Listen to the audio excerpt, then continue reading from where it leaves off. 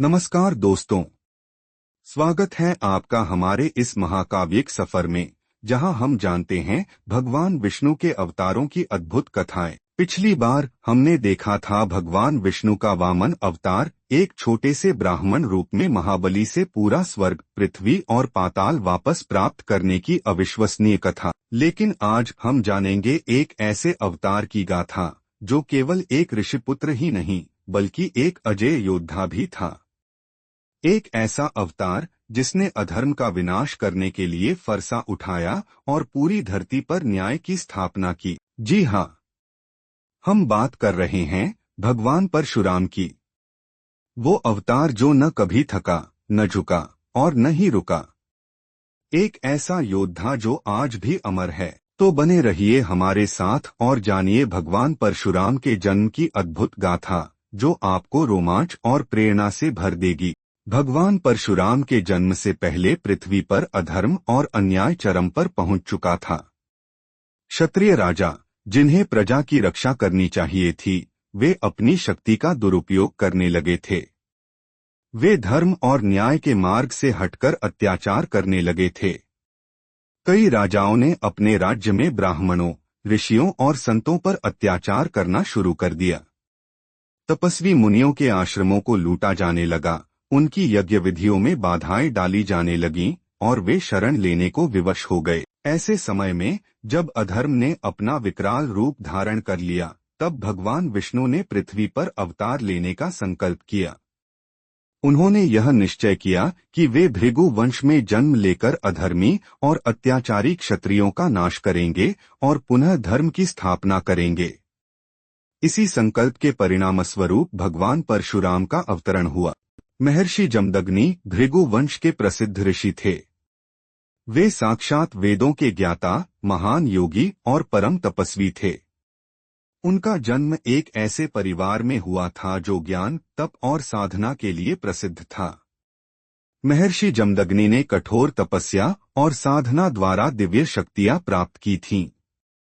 उनकी तपस्या इतनी प्रभावशाली थी कि देवगण भी उनके समक्ष नतमस्तक रहते थे। महर्षि जमदग्नि को भगवान शिव का विशेष आशीर्वाद प्राप्त था। उन्होंने शिवजी की घोर तपस्या कर उनसे दिव्य अस्त्र शस्त्र प्राप्त किए थे, जिनमें से भगवान शिव का परशु फरसा उन्हें विशेष प्रिय था। इसी कारण उनके पुत्र राम का नाम परशु फरसा धारण करने के कारण परशुराम पड़ा। महर्षि जमदग्नि न केवल एक तपस्वी थे बल्कि एक महान शिक्षक भी थे। उन्होंने अनेक शिष्यों को वेदों और शस्त्र विद्या की शिक्षा दी। उनके आश्रम में विभिन्न वर्गों के लोग ज्ञान प्राप्त करने आते थे। उनके ज्ञान और तप के प्रभाव से देवगण भी प्रभावित थे और वे उनकी तपस्या में कोई विघ्न नहीं डालते थे। माता रेणुका एक आदर्श पतिव्रता स्त्री। महर्षि जमदग्नि की पत्नी माता रेणुका भी अत्यंत धार्मिक, पतिव्रता और तपस्विनी महिला थीं। वे राजा रेणु की पुत्री थीं और बाल्यकाल से ही वेदों और धर्म ग्रंथों का गहन अध्ययन कर चुकी थीं। उनका मन सदैव साधना, सेवा और तप में लगा रहता था। माता रेणुका का जीवन संयम और त्याग का उदाहरण था। वे अपने पति की सेवा में पूर्ण समर्पित थीं।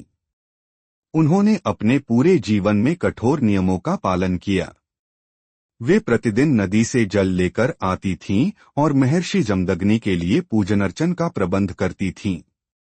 उनकी सेवा और श्रद्धा के कारण महर्षि जमदग्नि का आश्रम सदा समृद्ध और तेजस्वी बना रहता था। माता रेणुका को अपनी साधना और पतिव्रता धर्म के कारण अलौकिक शक्तियां प्राप्त थीं। कहा जाता है कि वे इतनी पवित्र थीं कि जब वे नदी से जल लेने जातीं, तब बिना किसी पात्र के ही जल उनके हाथों में आ जाता था।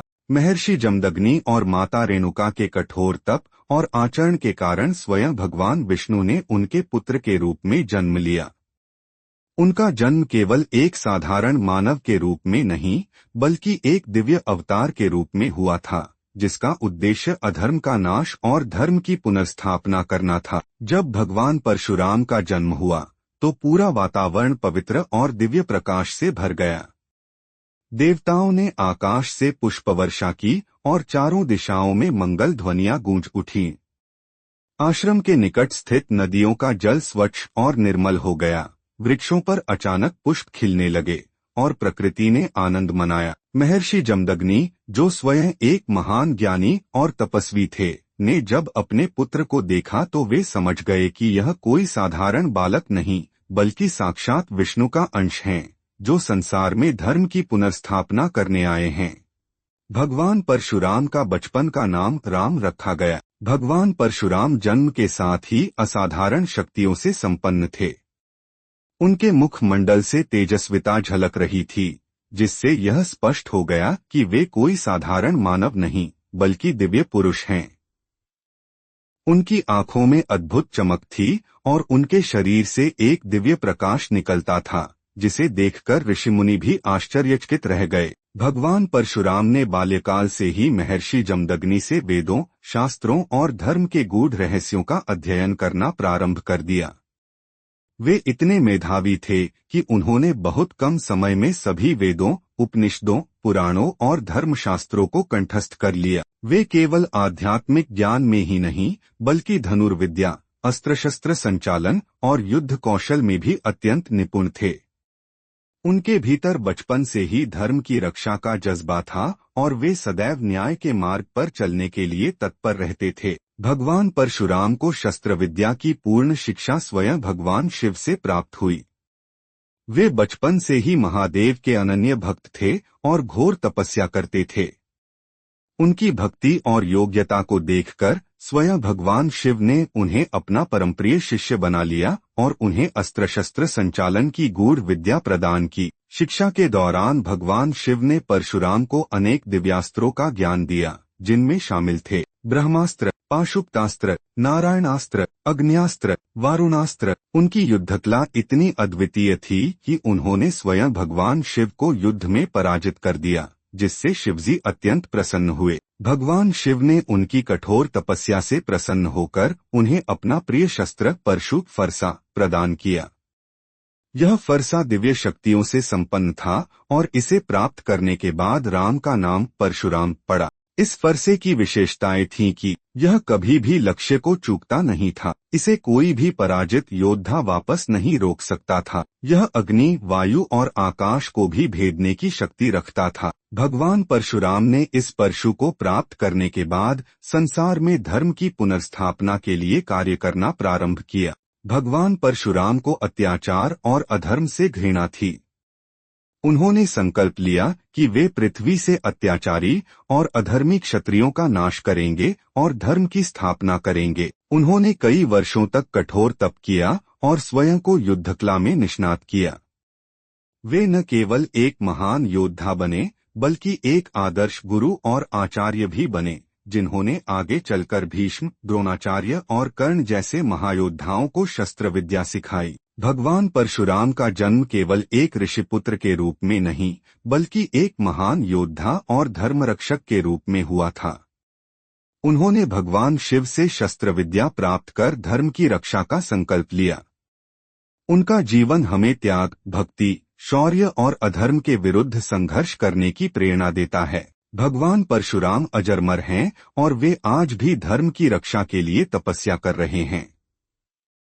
जब भी संसार में अधर्म बढ़ेगा, वे पुनः प्रकट होंगे और न्याय की स्थापना करेंगे। परशु धारण करने वाले राम ही परशुराम हैं, धर्म के अनन्य रक्षक और अधर्म के संहारक। लेकिन दोस्तों, क्या आप जानते हैं, भगवान परशुराम ने अपनी ही माता का वध किया था। इतना महान योद्धा, इतना धर्मप्रिय और सत्य के रक्षक भगवान परशुराम को अपनी मां का वध करने का आदेश कैसे मिला? क्या ऐसा कुछ हुआ था जो भगवान परशुराम को यह भयावह कदम उठाने के लिए मजबूर कर दिया? क्या कारण था जिसने एक दिव्य अवतार को अपनी माता की हत्या करने की स्थिति में डाल दिया?